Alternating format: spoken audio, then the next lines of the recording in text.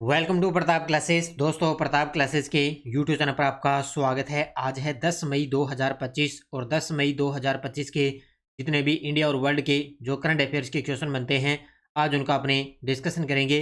पूरा वीडियो ध्यान से देखना और लास्ट में आपसे क्वेश्चन पूछूंगा जिनके जवाब आपको कमेंट बॉक्स में देना होगा। आज अपने पढ़ेंगे कि हाल ही में चर्चा में रही S-400 ट्राइम्स रक्षा प्रणाली के बारे में। भारतीय नौसेना को हाल ही में सौंपा गया पहला अर्नाला पोत और राष्ट्रीय शून्य खसरा रूबेला उन्मूलन अभियान 2025-26 की बात करेंगे। तो पूरे लेटेस्ट न्यूज़ के साथ में डेली आपको सुबह ये करंट अफेयर्स की क्लास आपको मिलती है। तो सभी साथी एक बार कर दें सेशन को लाइक शेयर। सभी साथियों को गुड मॉर्निंग। सबसे पहले हम करेंगे कल के क्वेश्चनों को रिवाइज। देखिए, ऑपरेशन अभ्यास जो बेंगलुरु में आयोजित एक सिविल डिफेंस मॉक ड्रिल है। इसका उद्देश्य जनता में आपात स्थिति की जागरूकता और आपदा से निपटने की तैयारी। 7 मई 2025 को किस मंत्री ने non ferrous metal recycling website और स्टेक होल्डर्स पोर्टल का शुभारंभ किया?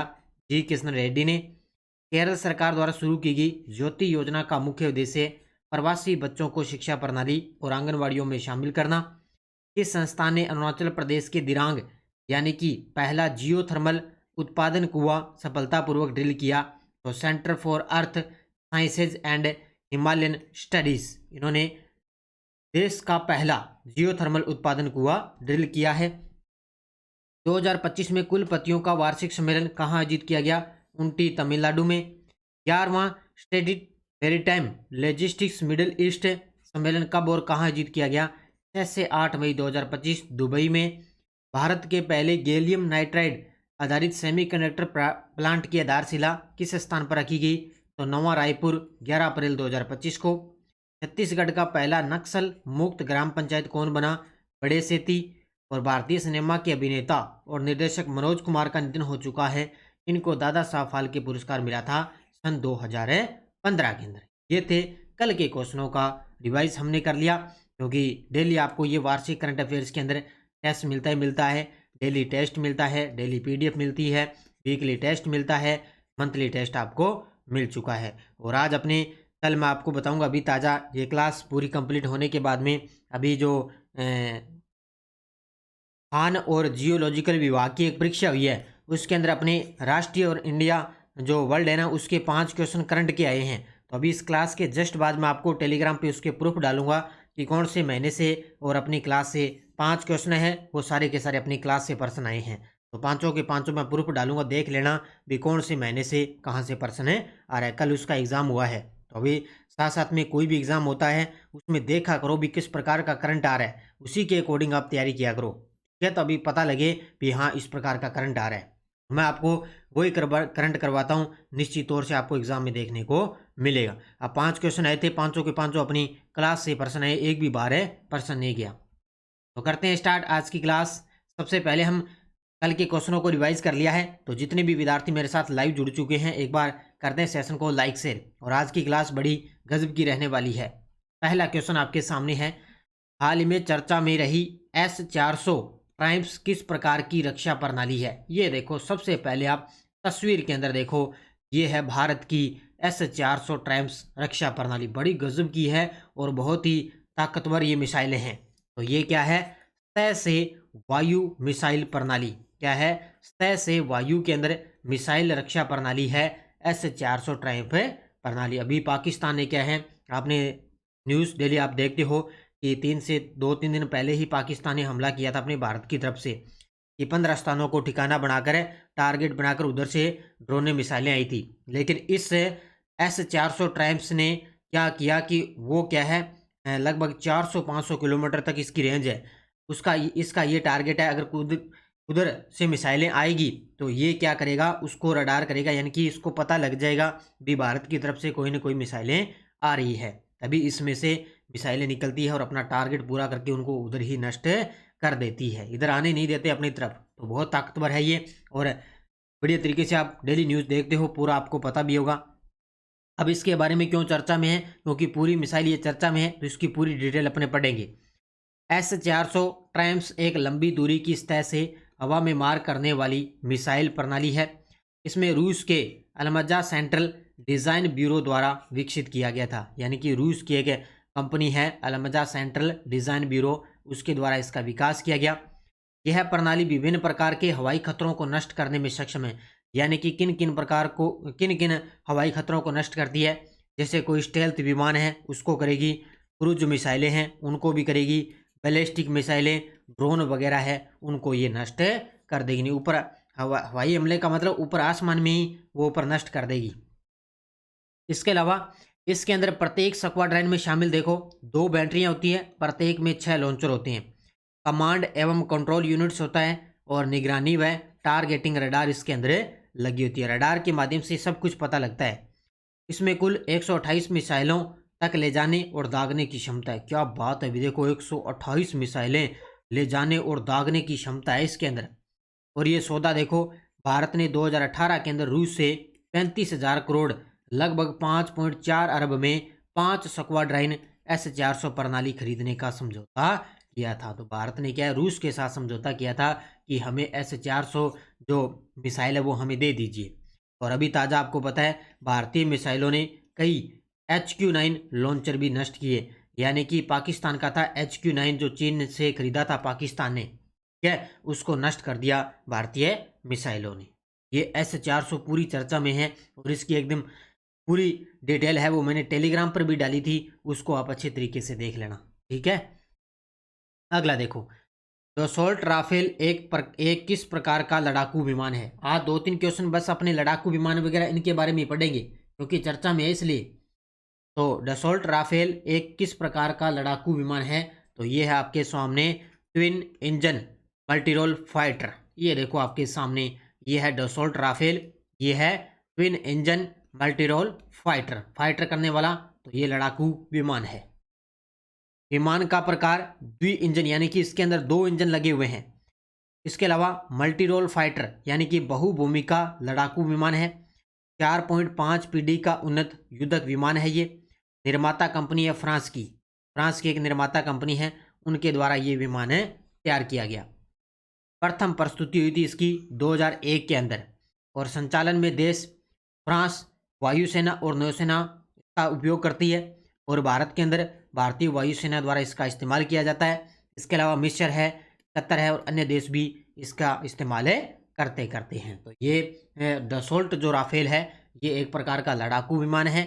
ये भारत के अंदर भारतीय वायुसेना द्वारा इसका प्रयोग किया जाता है। तो ये फ्रांस के द्वारा विकसित है। तो ये भी आपको थोड़ी इसके बारे में पता होना चाहिए।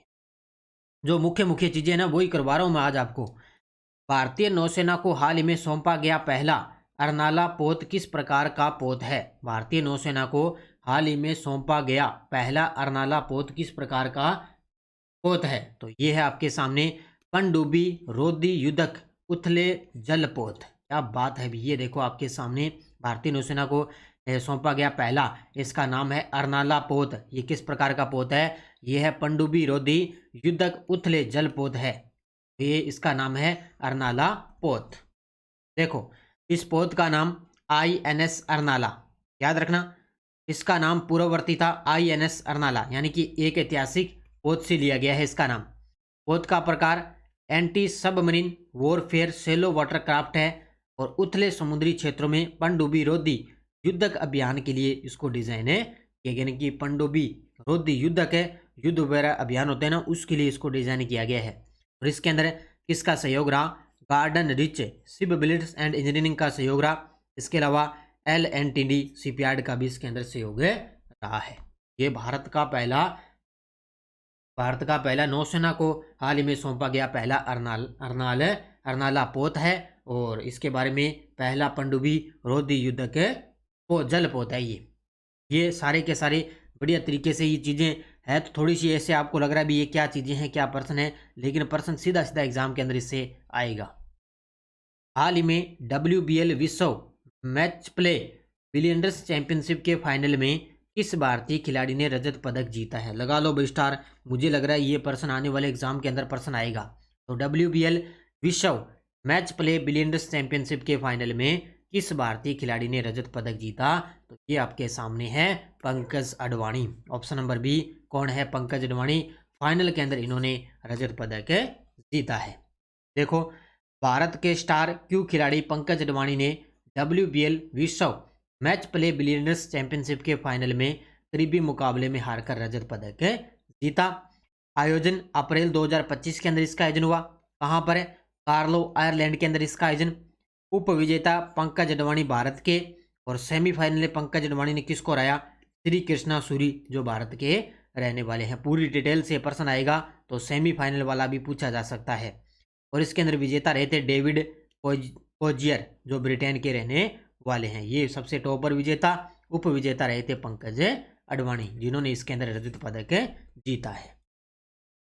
राष्ट्रीय शून्य खसरा रुबेला उन्मूलन अभियान 2025-26 की शुरुआत किस केंद्रीय मंत्री ने की थी? राष्ट्रीय शून्य खसरा रुबेला उन्मूलन अभियान है और 2025-26 की शुरुआत किस केंद्रीय मंत्री ने की? तो ये की थी JP नड्डा ने। ऑप्शन नंबर सी, किसने की थी?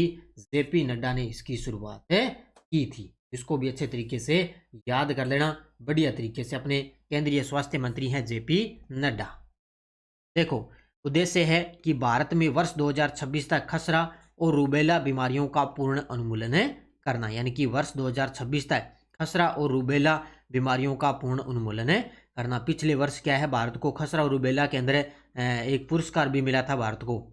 अभियान का नाम राष्ट्रीय शून्य खसरा रूबेला उन्मूलन अभियान 2025-26। इसकी शुरुआत हुई थी 24 अप्रैल 2025 को। शुभारंभ का अवसर विश्व टीकाकरण सप्ताह बनाया गया था। 24 से लेकर 30 अप्रैल के पहले दिन इसकी शुरुआत हुई थी और भारत के केंद्रीय स्वास्थ्य मंत्री JP नड्डा ने इसकी शुरुआत की थी। कौन सा अभियान है? राष्ट्रीय शून्य खसरा रूबेला उन्मूलन अभियान 2025-26। कब है? विश्व टीकाकरण सप्ताह के पहले दिन इस अभियान की शुरुआत हुई थी। केंद्रीय मंत्रिमंडल ने कितने राष्ट्रीय उत्कृष्टता केंद्रों की स्थापना को मंजूरी दी है? केंद्रीय मंत्रिमंडल ने कितने राष्ट्रीय उत्कृष्टता केंद्र को स्थापना को मंजूरी दी? ये दी है 5। इसमें 5 अभी ताजा मोदी जी की अध्यक्षता के अंदर केंद्रीय मंत्रिमंडल ने 5 राष्ट्रीय उत्कृष्टता केंद्रों की स्थापना को मंजूरी दी है। अब ये 5 है कहाँ पर, वो देखो। योजना का नाम है ITI उन्नयन और राष्ट्रीय उत्कृष्टता में केंद्र योजना। अब ये इस योजना के तहत 5 राष्ट्रीय उत्कृष्टता केंद्र होंगे। ITI उन्नयन है और राष्ट्रीय उत्कृष्टता केंद्र योजना। आवंटन कितना? 60,000 करोड़ रुपए अगले 5 वर्षों के अंदर। और इसमें केंद्र के हिस्से का 50% हिस्सा और एशियाई विकास बैंक और विश्व बैंक से सह वित्त पोषित ये योजना रहेगी। लाभार्थी इसके अंदर 20 लाख युवा। कितने रहेंगे? लाभार्थी रहेंगे 20 लाख युवा। अब देखो, 5 राष्ट्रीय उत्कृष्टता केंद्रों की स्थापना कहाँ कहाँ होगी? पहला चेन्नई के अंदर, दूसरा लुधियाना, तीसरा कानपुर, चौथा है हैदराबाद और 5वां है भुवनेश्वर के अंदर। ये स्थान आपसे एग्जाम के अंदर पूछे जा सकते हैं। 5 के 5 नाम आपको याद रखना होते हैं। इसके अंदर एशियाई विकास बैंक और विश्व बैंक से सहयोग ये योजना रहेगी। 8 मई 2025 को किस देश के कार्डिनल को रोमन कैथोलिक चर्च का 267वां पोप चुना गया है? क्या बात है। ये देखो आपके सामने 8 मई 2025 को मैंने आपको कुछ दिन पहले कराया था ना, एक पोप के फ्रांसिस पोप थे, उनका निधन हो गया था। तो ये कार्डिनल है, इनको क्या है, रोमन कैथोलिक चर्च का 267वां पोप चुना गया है। तो ये किस देश के रहने वाले हैं? संयुक्त राज्य अमेरिका के। किस देश के रहने वाले हैं? संयुक्त राज्य अमेरिका के रहने वाले हैं। देखो मुख्य तथ्य, इनका नाम याद रखना, कार्डिनल रॉबर्ट फ्रांसिस प्रोवोस्ट। पूरा नाम है इनका cardinal Robert Francis probate. Pope का क्रम 267 में ये पोप बने हैं, याद रखना। और पोप का नाम पोप लियो, पोप है लियो, यानी कि 14 नंबर के ये पोप बने हैं यहाँ से। राष्ट्रीयता संयुक्त राज्य अमेरिका, यानी कि अमेरिका के ये रहने वाले। ये बस इतना नाम याद रखना भी, 267वें नंबर के पोप बने हैं। तो कार्डिनल रॉबर्ट फ्रांसिस प्रोवेस्ट ये अभी पोप के प्रमुख बने हैं। हाल ही में किस भारतीय शहर को WHO के वैश्विक वृद्ध अनुकूलन शहरों और समुदायों के नेटवर्क में शामिल किया गया है? हाल ही में किस भारतीय शहर को WHO के वैश्विक वृद्ध अनुकूल शहरों और समुदायों के नेटवर्क में शामिल किया गया? तो ये किया गया कोझिकोड केरल को। किसको शामिल किया गया? कोझिकोड केरल को शामिल किया गया है। बस इतना याद ही रखना है कि कोझिकोड को WHO के वैश्विक वृद्ध अनुकूलन शहरों और समुदायों के नेटवर्क में आधिकारिक रूप से शामिल दिया गया है। इतना ही प्रश्न आएगा, ज़्यादा आपको इसके बारे में डिटेल के अंदर पढ़ने की जरूरत नहीं है। भारत सरकार ने किस तारीख से चिप आधारित ई पासपोर्ट सेवा का देशव्यापी रोल आउट शुरू किया है? भारत सरकार ने कब से चिप आधारित ई पासपोर्ट सेवा का देशव्यापी रोल आउट शुरू कर दिया? तो 1 अप्रैल 2024 से। ये याद रखना, 1 अप्रैल 2024। अभी इसमें क्या है, ये पहले इसकी पायलट प्रोजेक्ट के रूप में 1 अप्रैल 2024 से इसकी शुरुआत हुई थी, लेकिन अब इसका 2.0 संस्करण की शुरुआत की गई है। तो ये चिप आधारित ई पासपोर्ट सेवा का देशव्यापी रोल आउट शुरू हुआ है।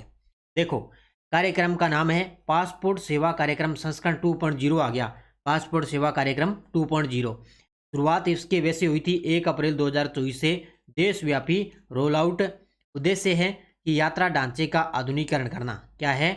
यह उद्देश्य है यात्रा ढांचे का आधुनिकीकरण करना और भारतीय नागरिकों को सुरक्षित और छेड़छाड़ रोधी दस्तावेज प्रदान करना, ये इसका मुख्य उद्देश्य है। अब देखो, इस पासपोर्ट से कौन कौन जारी कर रहे हैं, जैसे चेन्नई है, जयपुर भी शामिल है, हैदराबाद है, नागपुर है, अमृतसर है, गोवा, रायपुर, सूरत, रांची, भुवनेश्वर, जम्मू और शिमला। ये क्या है, इस पासपोर्ट को ये शहरों ने जारी कर दिया, यानी कि जहाँ ई पासपोर्ट जारी हो रहा है उनमें से ये शहर शामिल है। और जारी करने वाला केंद्र कौन सा है?